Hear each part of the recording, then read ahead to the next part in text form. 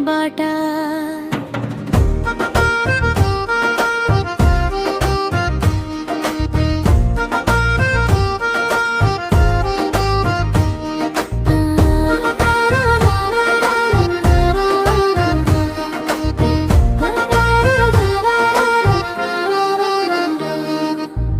కళ్ళతోనే రాసాను వేయి కవితలు, నీవు నవ్వితే చాలు తిరుగునే నా తప్పనలు.